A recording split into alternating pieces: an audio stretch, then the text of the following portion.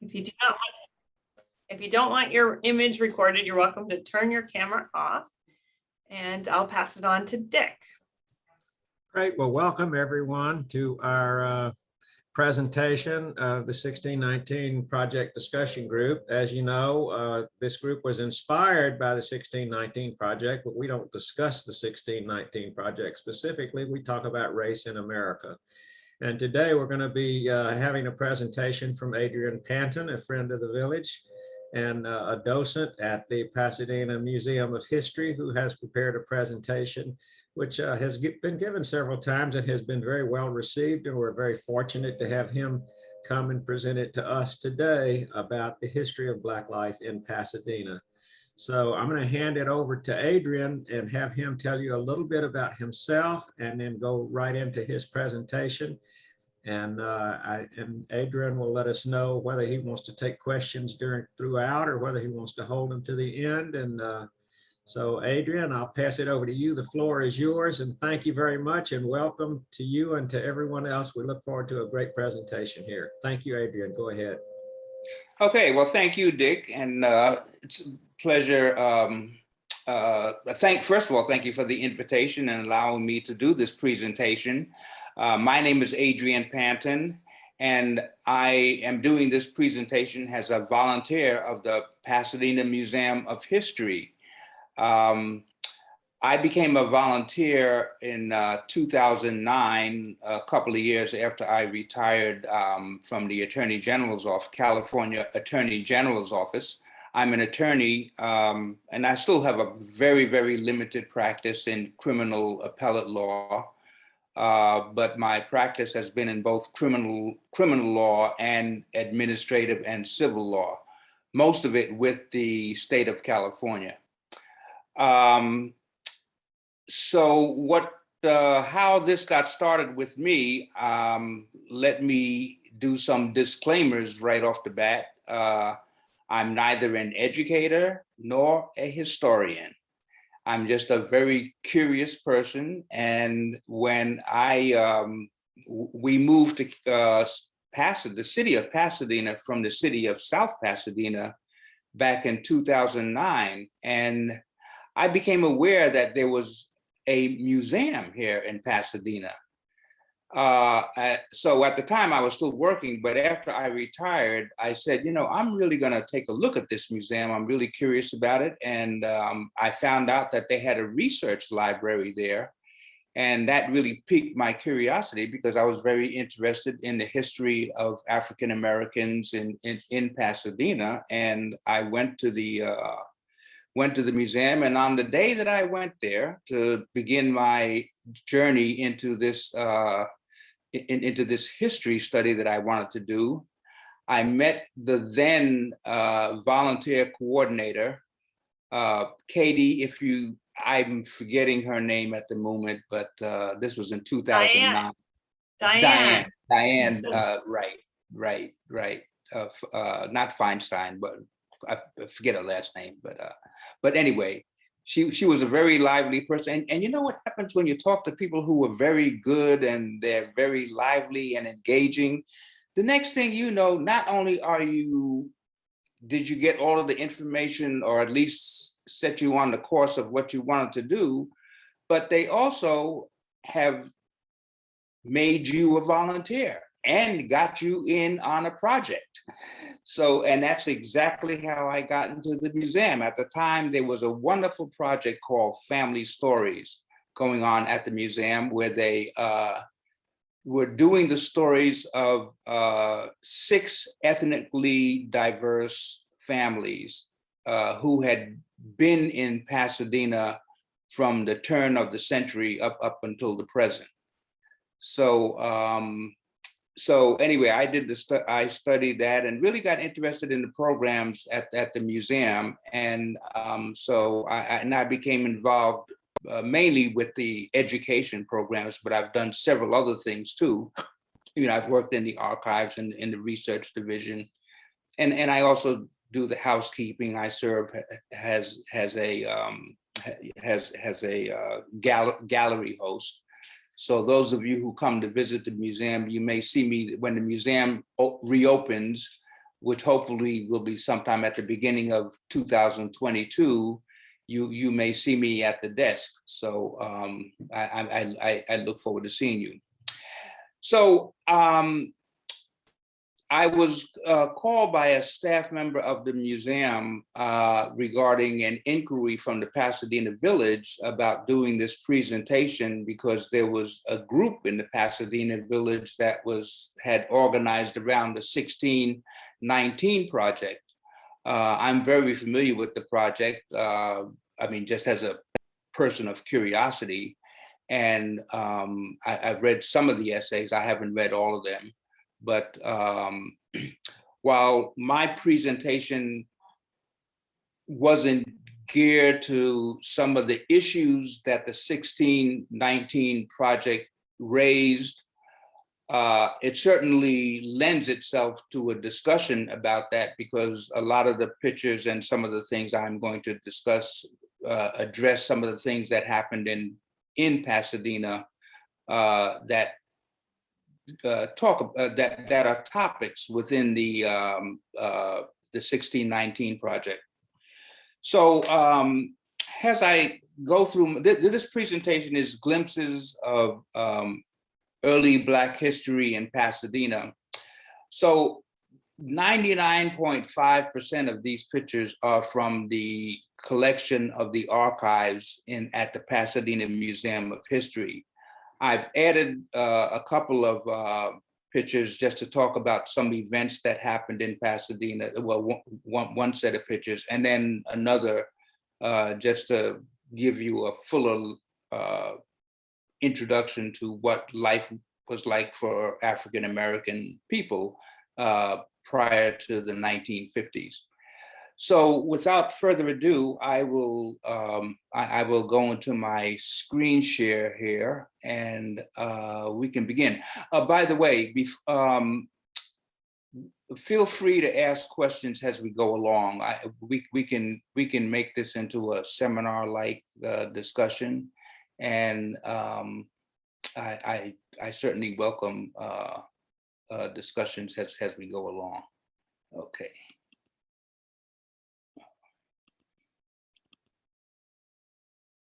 Oops. Okay, can everybody see glimpses of early Black history in Pasadena? Okay. So one of the things that I always do this because a lot of people who, especially if you're not from California, you might not be aware of this. Although California was a non-slave state, California was admitted to the Union in 1850. It came in as a non-slave state. California definitely had a relation to slavery starting from its admission as a state, because California came in as a state in connection with the Compromise of 1850. What that compromise involved,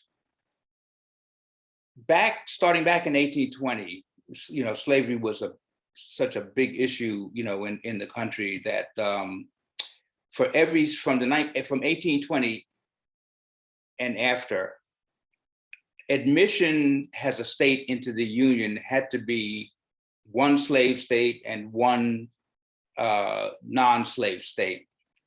So California came in under very unusual circumstances.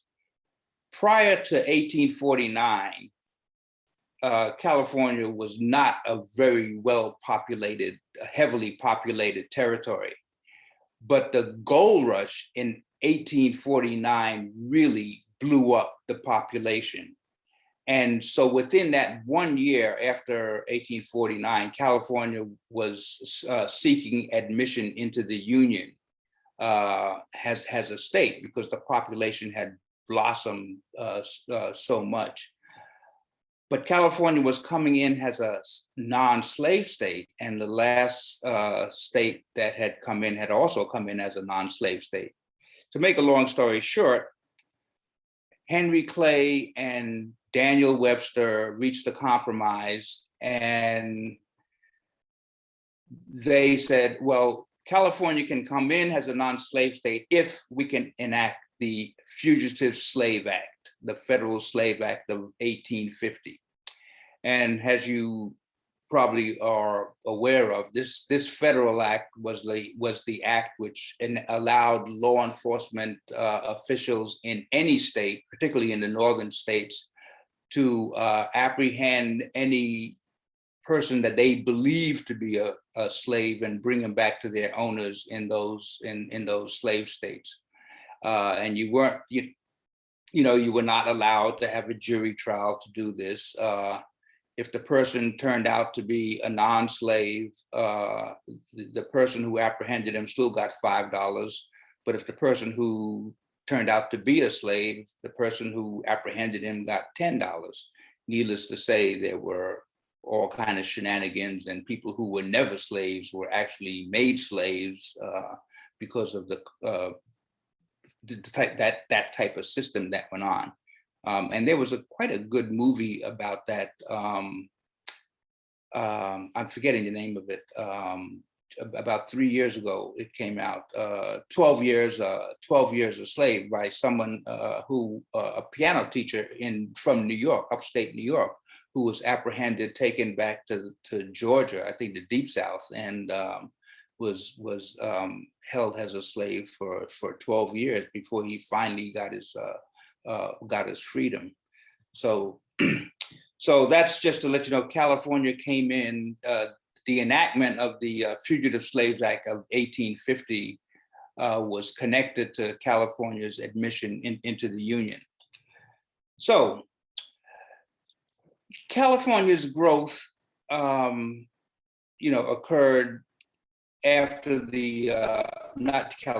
Pasadena's growth occurred after the Civil War. California, I'm sorry, I keep saying California. Pasadena was incorporated as a city in 1886. What's really important to remember about Pasadena? Pasadena had its history. A group of people from Indiana came here. They wanted to come to an area that had good weather and was a good agricultural area. And they came to this place. It was originally called the Indiana Colony, and ultimately became the city of Pasadena, or also known as the Crown City. But what is important to remember as a background to this whole presentation is that Pasadena was a place that, as it grew, it became a mecca for very wealthy people. Orange Grove Boulevard at one point was called Millionaires Row because there were 52 mansions along Orange Grove Boulevard. Only 2 of them exist today. The one that you probably are most familiar with is the Wrigley Mansion, which is now the Tournament of Roses Center. That house has been remodeled on the inside, but the outside looks the way it did back in its heyday. But the other house is the house that is on the property of the Pasadena Museum of History, which is right at the corner of Orange Grove and Walnut. There's a mansion there, and it's open to be toured. And those of you who haven't done it, I strongly urge you to do that, to see what life was like in the 1880s, early 1900s. The family that lived there, their last name was Fenyes. The woman of the family, she was originally from New York, and she ultimately, in her second marriage, married somebody who was from Hungary, and they made their home here. They married in Egypt and made their home here in Pasadena. But one thing to remember, so you had all of these very wealthy people from back east who came here. The Wrigley family, the Bush family came out here. They had a wonderful mansion not on Orange Grove, but very near it, the whole property down in the Arroyo. So this was a town that got its name. There were a lot of orange groves at the time that were there, which is how Orange Grove Boulevard got its name. And it was right in the foothills from Altadena. So it was a very, very scenic area, and it had a lot of money. But the important thing to remember is that Pasadena, its place has a place of wealth, and for wealthy families, was only during the winter months, because these homes were winter homes for these people from back east. They came out here to avoid the harsh weather, and they built these mansions. Now, just to make a point very short here, the Depression, when the stock market crashed in 1920, that just crashed that type of lifestyle, and a lot of these mansions were eventually converted into other kinds of units, and that's why you see so many condominiums on Orange Grove Boulevard, and not single houses. But that's financially, that's kind of the history, and that's what Pasadena served as. So, always at the center of an African-American community is the church. So one of the first families to come here, this is the Prince family. This was a family from Tennessee, and a lot of the brothers, they held a lot of small businesses. They had a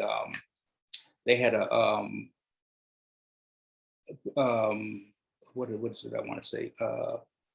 A food and fuel supply. One person became a coach.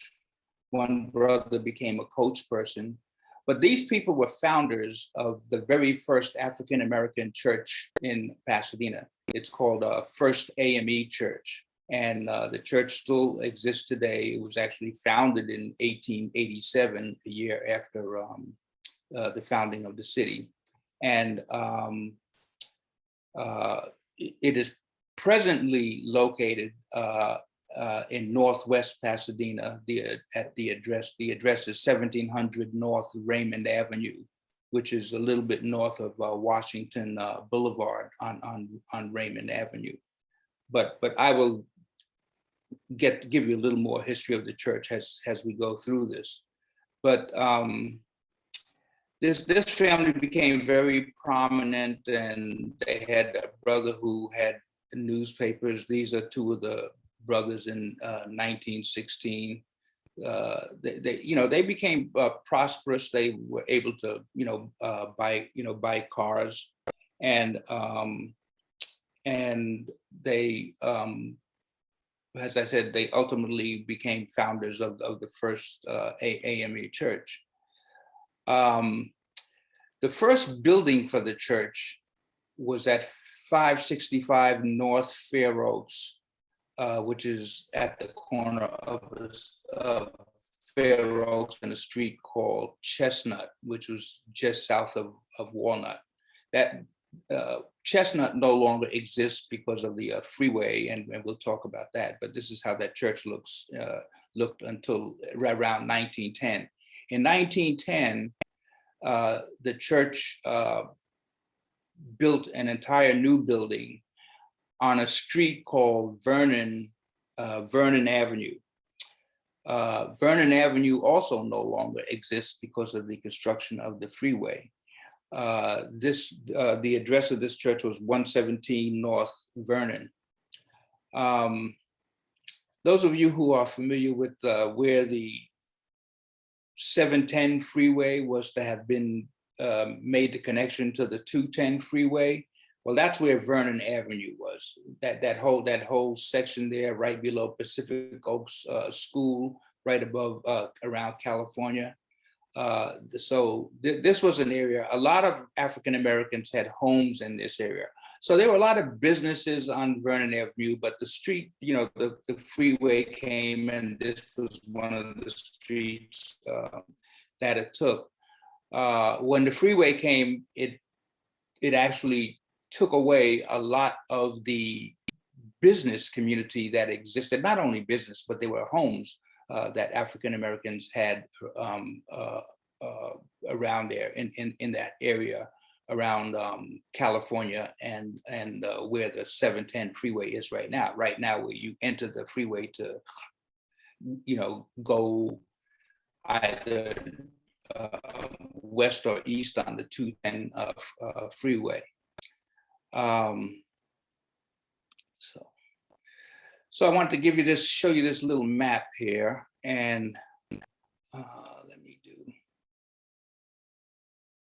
So in yellow, I have highlighted where Vernon Avenue, Vernon Avenue is. So it ran from Del Mar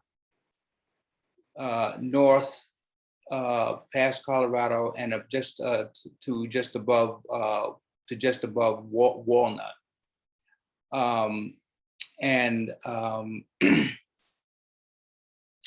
so the church, like the AME church, would have been North Vernon would have been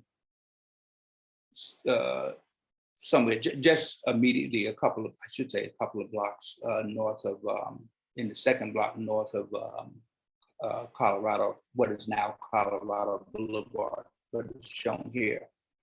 But these streets, this street, by the way, can everyone see this my little small laser pointer here? Yes. Okay, thank you. This street, so Vernon, and we see Dayton Street exists here. This has to go through there. This whole area around here. This is where a lot of the African American businesses were up until the construction of the freeway. This is the commercial activity center of the African American community. And I will have pictures later on show, for instance, showing you the Hotel Carver, which was right at Fair Oaks and Dayton Street. The building is still there, but it's long since not been a hotel. It has other businesses there. But it was the freeway that took away this entire area, and when it was started. When construction was started, and all of those houses, were purchased,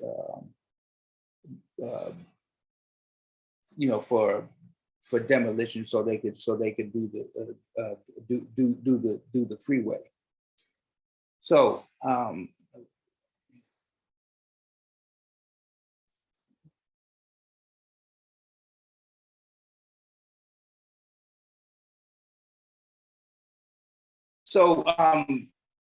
African Americans held all types of positions. This was a person named Seaborn Carr, and he was the publisher of an African American newspaper here. He was also one of the founders of a prominent African American church, which still exists here today, called Scott Methodist Church. The church is located right at Rosemont and Orange Grove Boulevard. This was about the third or fourth church, African American church in Pasadena. The second church after First AME Church, AME stands for African Methodist Episcopal, was Friendship Baptist Church. Friendship Baptist Church, that original church, still exists at the corner of DeLacy and Dayton Street, right in the heart of Old Town, Pasadena. But that was the second church that was established, second African American church that was established in Pasadena. So speaking about Friendship Baptist Church, here is a photograph of Archie Hill. I put him in here. Archie Hill was a character, but he had a tragic incident in his life that left him in prison for the rest of his life.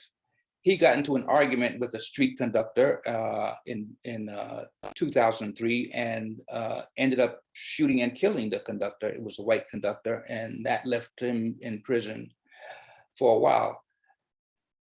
He was the son of one of the founders of Friendship Baptist Church. So he was a prominent, that was a prominent African-American family in the community. So I'm sure that he was not, that caused a racial issue too. But you know, it was just one of those incidents that happened, you know, at the time. So one of the characteristic stories here. This woman is Carole Mcadoo. She had a grocery store at, she and her husband actually had a grocery store at 670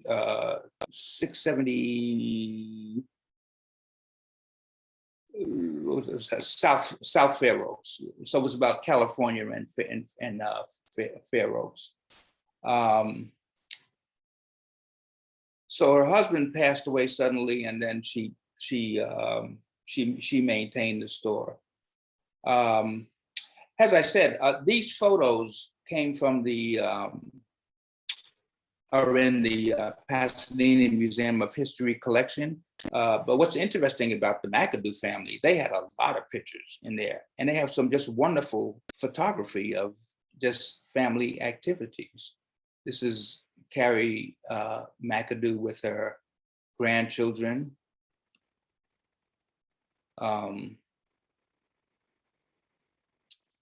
This was her husband, Booker Mcadoo.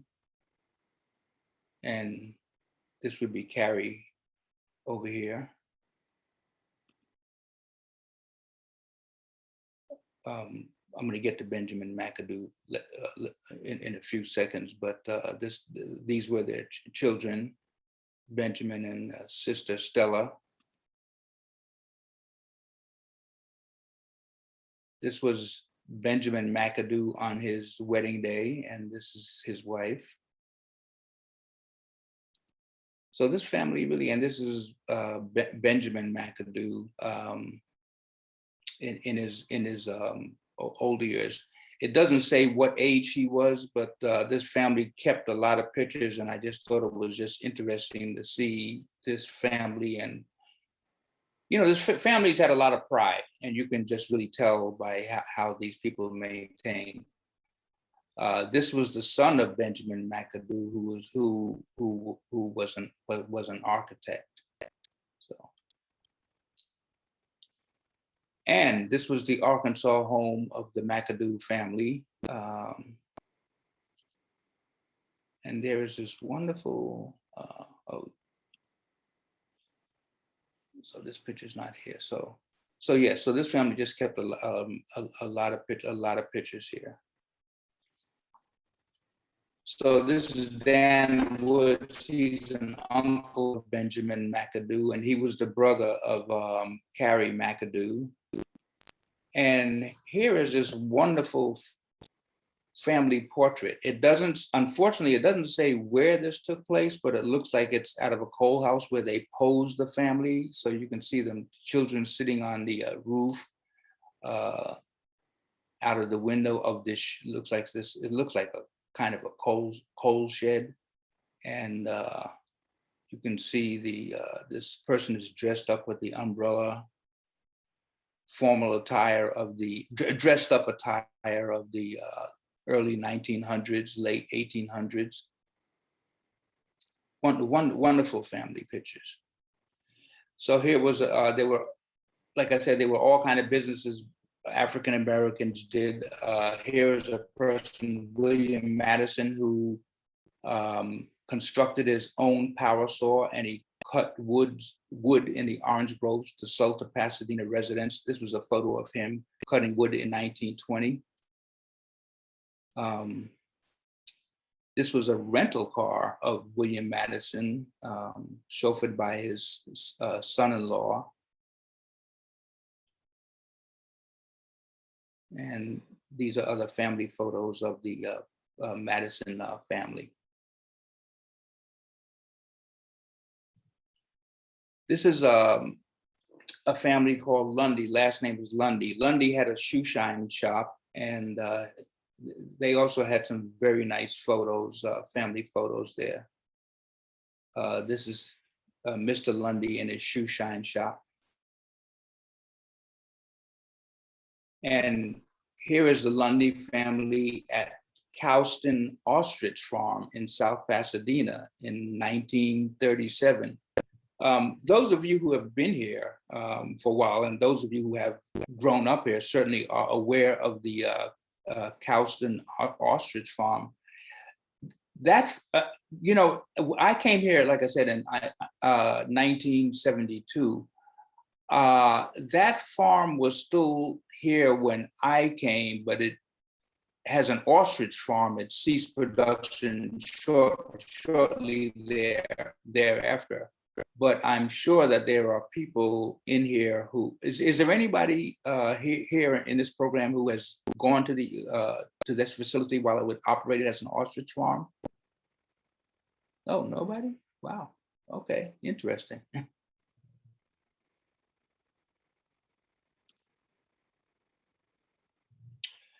Here is another proprietor of a shoe shine shop, James Woods. Mr. Woods ultimately went to mortician school and became a mortician. By the way, his shoe shine shop, as you can see from the caption, it was at 44 North Fair Oaks, which would be just right north of Colorado Boulevard. So it's another example of the area where a lot of the commercial activity for African Americans was centered. So he opened a mortuary in 1928 at 87 South Vernon called James Woods Mortuary. And then he went into, this was his 1928 mortuary on Vernon. Of course, the freeway construction took away that particular business and the mortuary moved, but they actually, James merged with Woods, with one of his nephews, Valentine, and they have the Woods Valentine Mortuary, which is still in operation in the 1400 block of North Fair Oaks.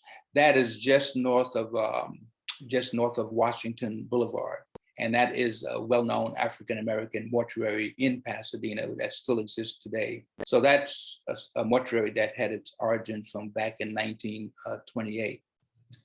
Another one of the businesses that African-Americans were involved in was movers. They call it a transfer service. And what this was, when people came in at the train stations, they would transfer their heavy luggage to whatever residence or hotels they were staying at. So this was the McAfee family had a business that provided this type of service.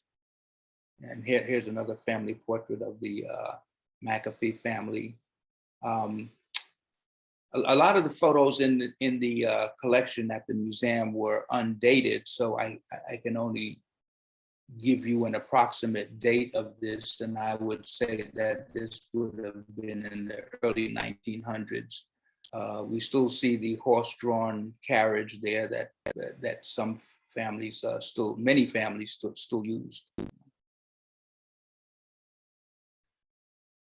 A nice family portrait here with kids playing around, and this was from 1917.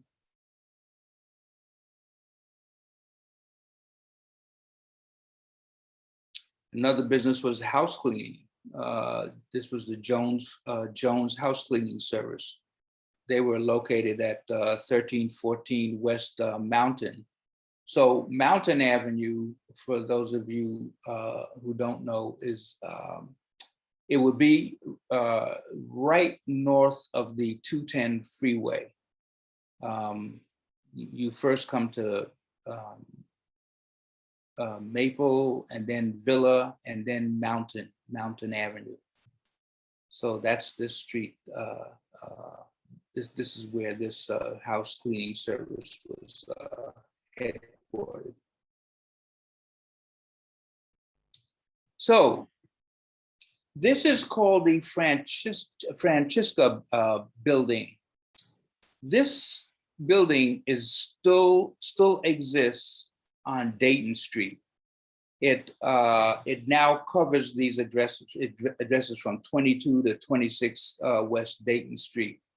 But the Francisca building was the first building, commercial building commissioned by an African-American for occupancy by African-American businesses. And there was an attorney, James T. Phillips, who was an attorney and real estate broker, and he was the one who commissioned the construction of this building, and it was completed in 1923. So this building has been in existence from 1923 and still exists today on Dayton Street. It has several different businesses. The last time I went and actually looked at it, there were 3 different businesses operating out of there. The last time I actually went, that was the last time I actually went into the building. That was about 3 years ago. The businesses could have changed, but the building nonetheless is still there.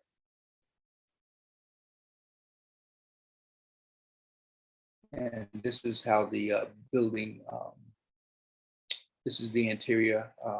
They had a food service facility in there.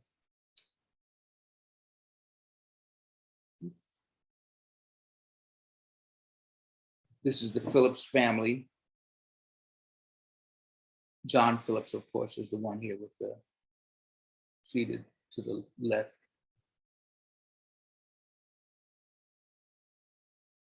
And this is him in his office with presumably, I think, his secretary.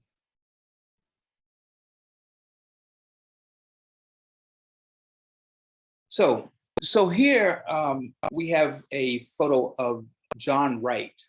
John Wright was a postmaster, I'm sorry, he was a postal worker from Kansas who became a mail carrier in 1912, and he retired in 1955. But he was the one who organized the Pasadena chapter of the NAACP in 1919. We're going to talk about it a little later, but the pool in Brookside Park, the pool is called Brookside Plunge. That that started out as a segregated municipal pool, and after the NCAA was established here, it became one of the prime forces in initiating litigation against the city to have the pool integrated. But this is a photo of him when he was at the 50th anniversary of the Pasadena chapter of the NAACP in 1970. There were I know back in 1915 there were protests against showing the movie Birth of a Nation, and that was one of the many different events, though, that even sparked the organization of the NAACP chapter here in Pasadena. So this is Brookside Plunge, as it was called then. It is now called the Aquatic Center, and it's it's been revamped and rebuilt. But as I said, the pool was segregated, and in fact, this was one of many very disturbing events to Jackie Robinson while he was here. And why he never had an affinity for Pasadena was that he was only allowed to go here one day a week. The way the segregation worked, so on the days that the pool opened, only one day was reserved for people who were non-white, and it was called International Day. This day, what I was told, and from the readings, from most of what I have read about it, is that this was Wednesday. So anyone, the Asian people, because there were a lot of Japanese in Pasadena, and of course Hispanics and Black people, they could use the pool on Wednesday. After Wednesday, the pool was drained and then refilled and then opened again for Caucasian people. But that's the history of the Brookside Plunge. Actually, this went on, its segregated nature went on through World War II, and ultimately it did not become integrated until 1947.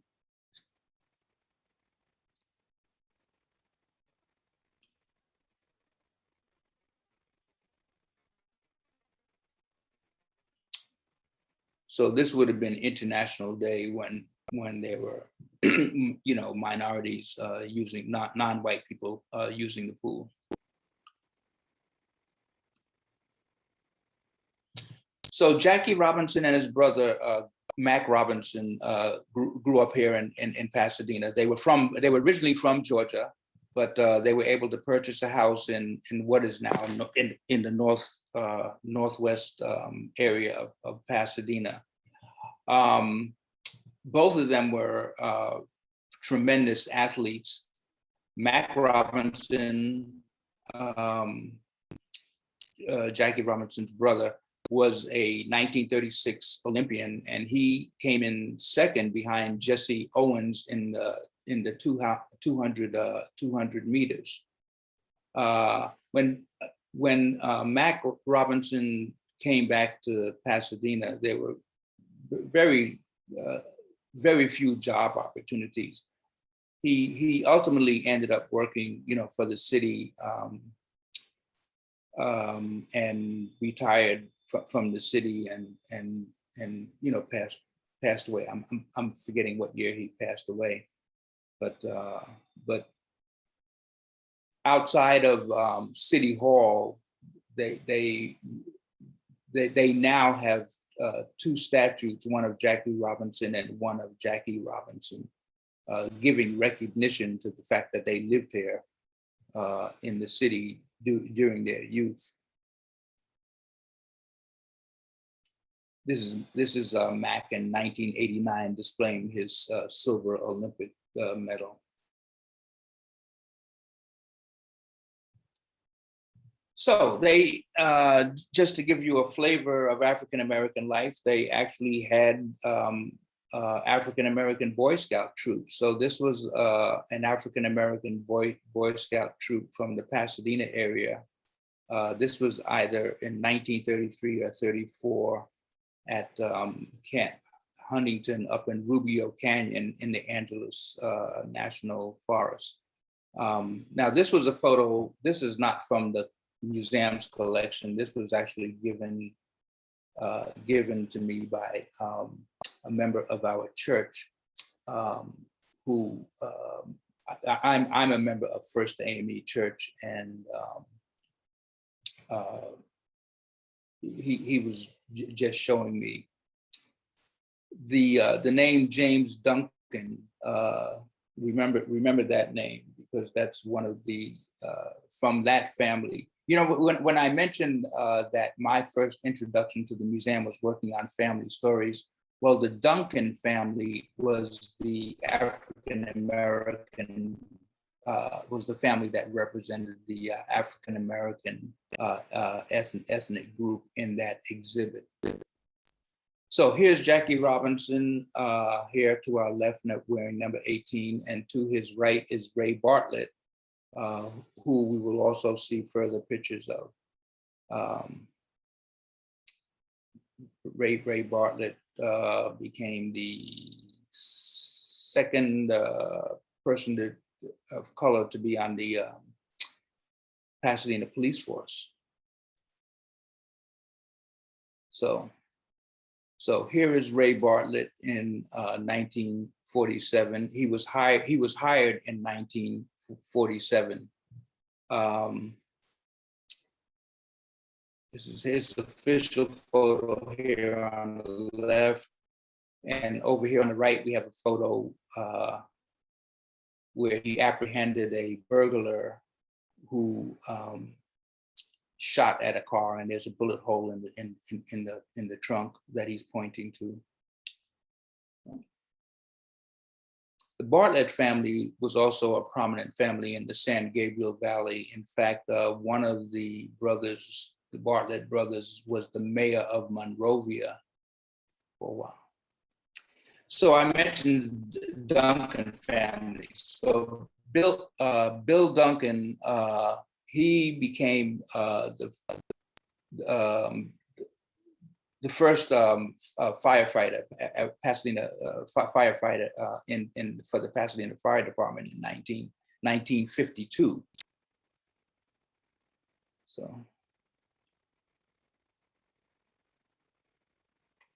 you can see him here with his graduating class here, that's circled.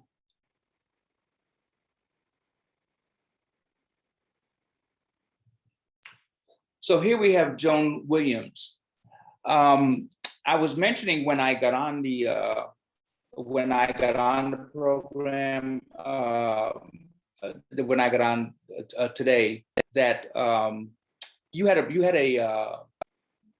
presentation by Brian Berry earlier this year, and I watched that entire presentation.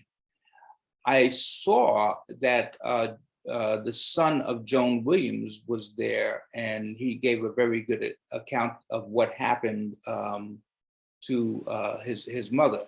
So in 1957, Joan Williams was an accountant clerk at the Pasadena Water and Power, and she was voted by her coworkers to represent the Crown City float in the I have my dates wrong here in the caption, but to be on the 1958 City of Pasadena float at the Tournament of Roses.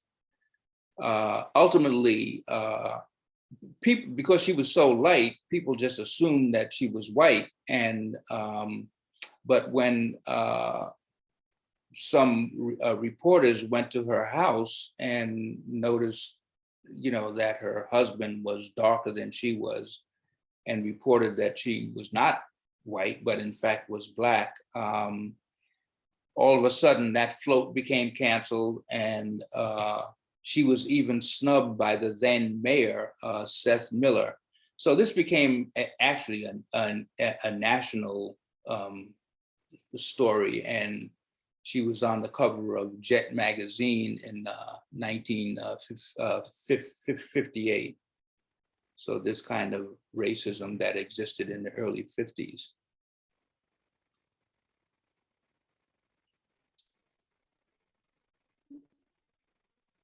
And this was the article in Jet magazine, along with her cover picture. So there were many good organizations. There was an organization called the Scattergood Association, which was located in North Fair Oaks in the city of Pasadena. This was run by a woman named Reese Johnson. She was a May Reese Johnson, excuse me, and but she was very good with kids. And this program, would be kind of like a combination of the YMCA and the YWCA, but it was a good youth mentorship program, and it actually was part of the temperance movement, the non-drinking, the movement against alcohol. But it did do a lot with youth and encouraged them and supported them and gave them a lot of activities. And it was called the Scattergood Association. And it was very popular here because when I came, I hear a lot of people in my church talk about that they were involved with that when they were growing up. So this is Edna Griffin, who was the first African-American female physician in Pasadena. She started her practice in 1933. And she was very instrumental in there was a story that I heard, and that there were some readings that I got in reading about her, was that she would go to various restaurants with friends in the downtown Pasadena area, and which at the time did not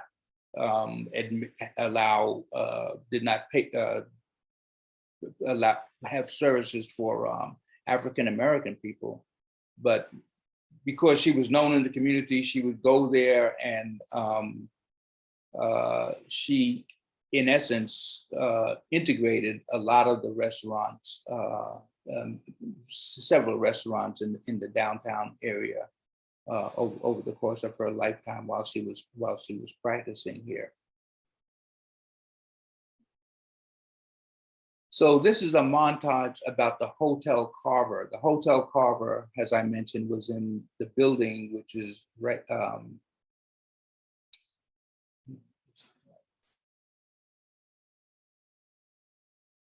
This is the Hotel Carver as it looked back then. It's at 107 South Fair Oaks. The building still exists, same address, but it's right at Dayton and Fair Oaks.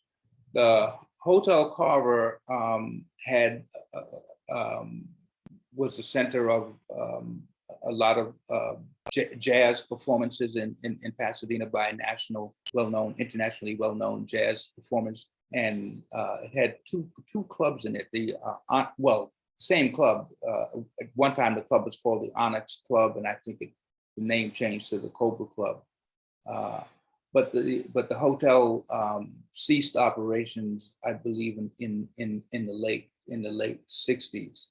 But it was another center of African American activity during the time, up to the construction of the freeway, and was a center of part of the commercial activity of African Americans in Pasadena.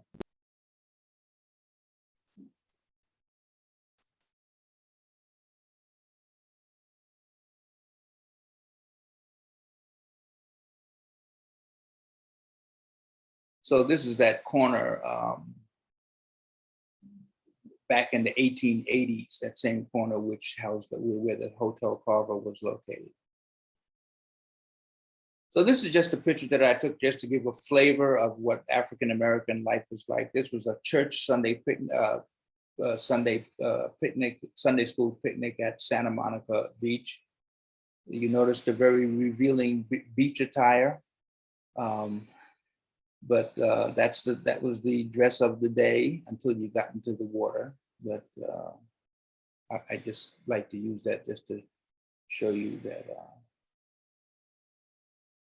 Excuse me.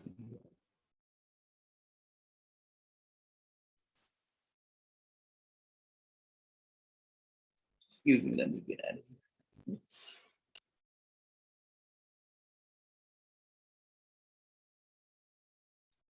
Little technical difficulty here. Hang on a second.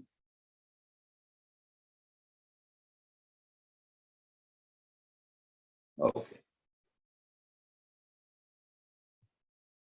And here's our final photo. This is a photo of a woman named Naomi Bowen on West Dayton Street. And this was about 1944. Just another, Dayton Street was one of the prominent streets in the for commercial activity of the African-American community. And this was someone who just felt very good about herself and did a nice photo here. So that is my presentation. I am open to questions, and I'm going to do stop share. Okay. Okay.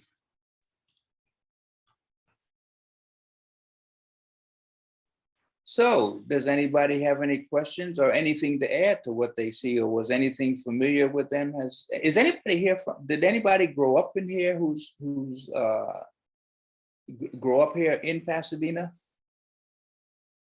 I grew up in Pasadena since 1947. Wow. Wow. Okay. And I was a member of the Scattergood. Oh, My- okay. My Okay. family came in the early 40s. Okay.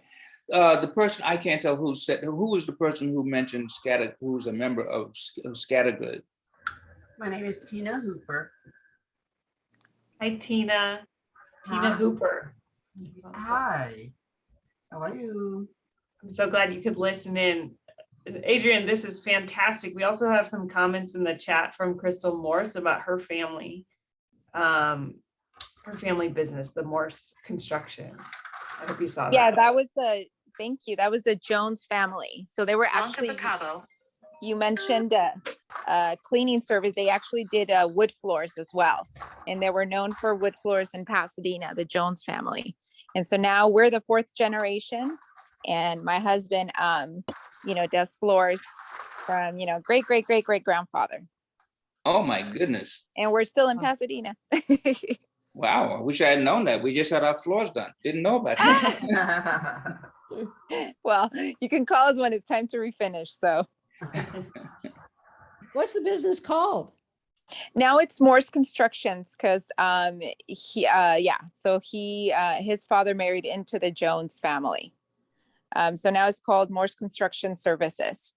But there's a lot of Jones still. So most of the kids still do floors. So there's a lot of Jones floors in Pasadena as well. Fascinating. Yeah, we're still around. Wonderful. One of the questions that I actually had, because I'm not from here, but I was really curious about it. What was the reaction when the freeway was built and the buildings were that community around Vernon Avenue and Chestnut and those streets were raised to complete the freeway? Was there a lot of activity in opposition to that, or for those of you who lived here? Well, I noticed when they were trying to take the Metropolitan Baptist Church, which was on Claremont and Lincoln area, there was a lot of opposition there, and also over on Pepper Street. But the Pepper Street families got together and said no way. But because of us, that was between Lincoln and Forest. But because he said no way, then it went the other way and took our church, which we were very sorry about, which was Metropolitan. Oh, okay. That was lots of opposition. They did not want them to come. They took their homes and they paid them, I guess, pretty good for their houses. And they moved kind of like north to Altadena for most of the persons who received whatever they call it, compensation for their homes. Right. Adrian, Okay. I see a question in the chat about the beaches. Were the beaches segregated? No. They didn't have that problem down from my understand, from my reading, I haven't seen that people had that issue. You know, we know about the Bruce family, you know, the Bruce Beach, and I know as much as you do from the reading. But that, you know, while the city by eminent domain took that property, the beaches themselves were not inaccessible to minority, to people. Another comment about another Jones doing floors in Pasadena, 3rd and 4th generation. Julianne is on here, and she said her father-in-law owned a boarding house on Mary Street, and which was bought out by Parsons. Interesting. Thanks for joining us, Julianne, and sharing that. Okay. Wonderful. Yeah, so that's interesting. You know, in connection with the 1619, I mean, in keeping with the focus of the 1619 project, it is important to recognize that there was oppositions. This issue of when freeways were built, that they were targeted minority, well, Black areas specifically in some cases. You know, that's a national issue. Because this happened it happened in Birmingham. I was in Birmingham last, I think in 2021, and I know that was one of the issues there. And I believe also in Richmond, Virginia. But that's just one of the consequences of federal policy and how freeways were constructed to avoid predominantly white institutions and areas, and to really get rid of some African-American communities. In some cases, which they call blighted, although I don't believe that was the case in Pasadena. These were not blighted neighborhoods that were destroyed. That you know, these were just, you know, active, fully, you know, active areas and in good shape. The Parsons redevelopment was a huge displacement when the Parsons building came in. Okay, around Union, on Union Street. Fair Oaks and above Colorado, Union, exactly. Yeah. Pasadena Avenue. And when did that happen? I don't know. I don't remember. I was here, but it wasn't important to me at that point in time. I think if I remember reading, it was part of the redevelopment area. The city used some of those federal redevelopment funds in the 60s to clear out that blighted area, and Parsons took advantage of it and built their headquarters there. Exactly. Yes. Yeah. Also, today or yesterday's paper, Buttigieg, the head of transportation, said some of that money Congress just passed, the Build Back Better money, is going to be used to help heal some of the cities where they pushed the freeways through the poor neighborhoods and cut communities in half or destroyed them altogether. I don't know how they're going to do that, but he said some of the money would be earmarked for that. Oh, Jurgen posed a question. She says, I heard that the Brookside Golf Club land was donated by a Black person. Do you have any data regarding that? No, I haven't. I haven't heard that. I have heard that there was some land in the Arroyo that had been owned by African Americans, and that it was either donated or taken to make way for the whole Rose Bowl project. Mm-hmm. I have not found any documentation to support that. And everything that I've heard about it so far has only been by word of mouth. The only thing that I can, where some of that may have come from, one of the first African-American settler in the area was a man named Robert Owens, and this was in 1853.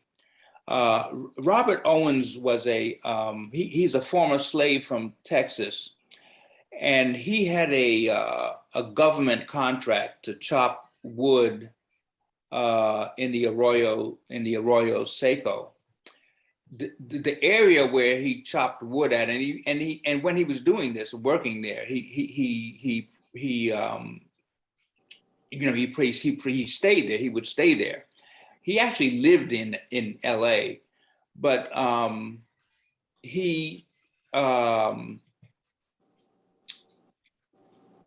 the area where he did his work was actually called Negro Canyon. That part has been written about. So I don't know if some people have taken that story and projected from there that somehow some African Americans own some part of Arroyo Seco and donated it. I don't know. But that's the only thing, that's the only information that I have been able to uncover about somebody actually living in Arroyo Canyon. The other, I do want to mention, I'm sorry, I said he lived in LA. He actually did live in Pasadena. He lived at 36 South Vernon Avenue. And he drove horses, and he was also one of the founders of the church here, First AME. I'm sure many of you have heard of Biddy Mason. Biddy Mason was a slave whose owner was traveling through Los Angeles, and she stayed here a while, and she had contact with other people, and she ultimately won her freedom from slavery here in Los Angeles in 1856. Well, one of her daughters, I think her daughter's name was Ella, actually married Robert Holmes's son. He had a son named Charles, and they married and became a family. So this guy, Robert Holmes, who was the one who had the contract with the government to cut wood, he actually had a connection to Biddy Mason. And Biddy Mason became the founder of First AME Church in Los Angeles. At one time, that was a big mega church. The church is still there. It's on Harvard in the Adams area in Los Angeles. But she was one of the founders of that church, and she became quite successful. She was a midwife, and she was able to purchase a lot of property over the course of her lifetime, and became financially quite successful, having formerly been a slave. So she was a formidable figure here in Los Angeles. There's between Broadway and Spring Street in Los Angeles, there is a sculpture monument that details her life there. So if any of you are in downtown LA, it's between Broadway and it's not an alley. It's just, there's like a little terrace plaza area that has this monument to her there. And this is between 3rd and 4th Street in Los Angeles. So if you're ever there, take a look at it. It's really nice. It's across from the State Building. So I suggest if you're there, you want to do that. But, Adrian, do you have any go ahead. numbers on the, do you have any numbers on the percentage of the population that was Black in Pasadena, and how that might have changed over time? Yes. Let's see.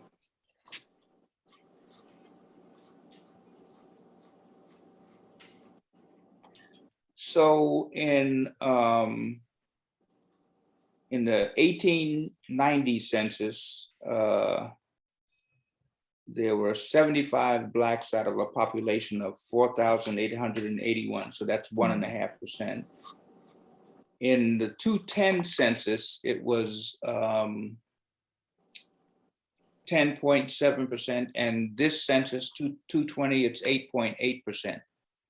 I believe at the most, the population in African-American population was about 22%.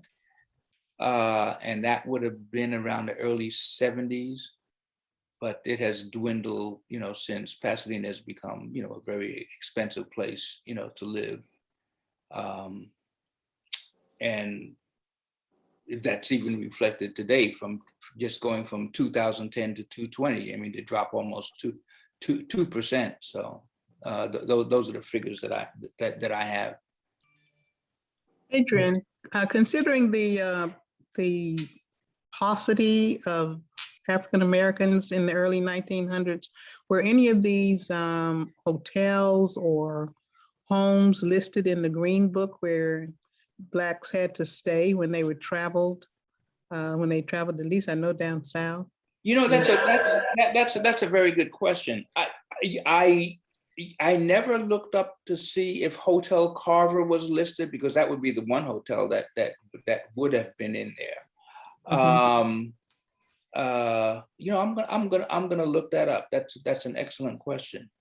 I never made attach the two together to do that, but an excellent question. And were opportunities more available to Blacks who were lighter skinned as opposed to those who were darker skinned, or do you know if that was an issue? Especially when I saw, like the Rose Bowl lady being so light, they thought she was white initially. But early on, back in the early 1900s, did that play a role in these African Americans being able to get businesses or get funding for businesses at that time? I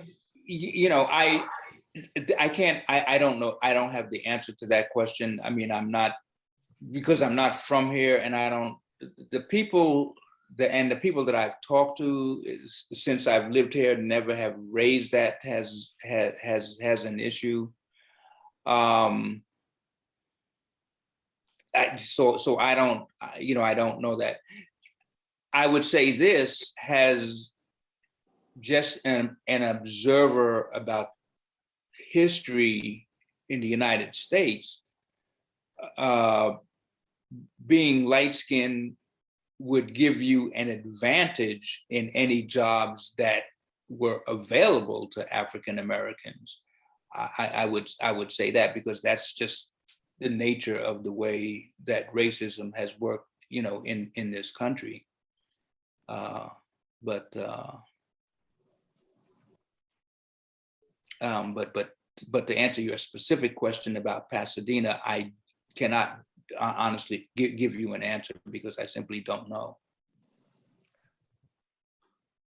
I see a couple more comments in the chat. Julianne says Benjamin how do you say his name? McAdoo encouraged John Jones to move to Pasadena maybe in the 1920s.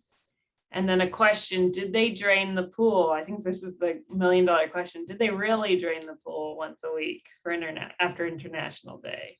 Well, that's written in different publications that I've read. I don't I have never encountered anybody who was a family member back then who participated in that activity. So I can't give you somebody who had firsthand knowledge of that, but that's what people tell me. Some of the older people who were adults, or kids around at that time, they said that is what happened.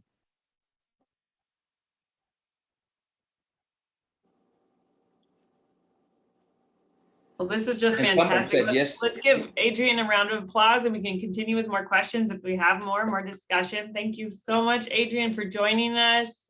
And thank you to the Pasadena Museum of History for partnering with the village on this presentation. We are so grateful to all of you for coming. What a great attendance on a Friday afternoon before Thanksgiving. So thank you all for coming. And once again, Adrian, that was just amazing. I learned a lot and I've seen some of those photos before. So I hope you all learned something new. And thank you, Dick, for setting this all up. And I will stop the recording, but if you want to stay and chat or ask any questions, please feel free to do so.